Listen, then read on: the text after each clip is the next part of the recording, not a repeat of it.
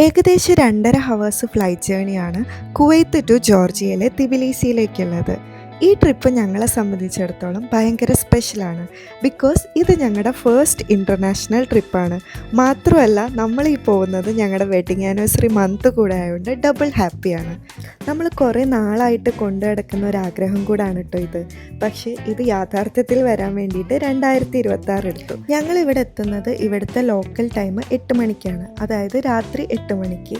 നേരെ പോയൊരു സിം എടുത്ത് എയർപോർട്ടിൽ നിന്ന് പുറത്തേക്ക് ഇറങ്ങിയപ്പോൾ കണ്ട കാഴ്ചകൾ, 2 സൈഡിലും ഫുള്ളി സ്നോ ഒക്കെ ആയിട്ട് അതൊക്കെ കണ്ടപ്പോൾ ഭയങ്കര എക്സൈറ്റ്മെൻറ്റും ഹാപ്പിനെസ്സും ഒക്കെ ആയിരുന്നു കേട്ടോ. അവിടുന്ന് നമ്മൾ നേരെ ബുക്ക് ചെയ്തിട്ടുള്ള ഹോട്ടലിൽ ചെന്ന് ചെക്ക് ഇൻ ചെയ്ത് ലഗേജൊക്കെ വെച്ച് ഒന്ന് ഫ്രഷ് ആയതിനു ശേഷം പുറത്തിറങ്ങി.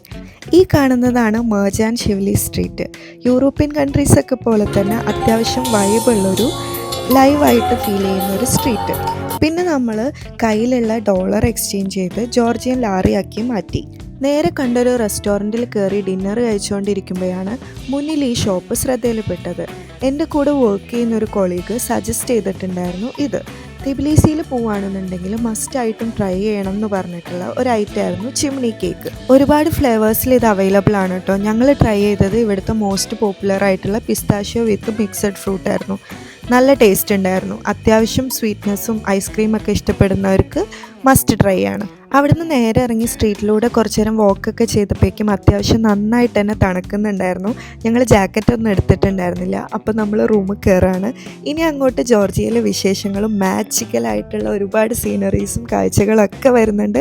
അപ്പോൾ സ്റ്റേ ട്യൂൺ. ബൈ.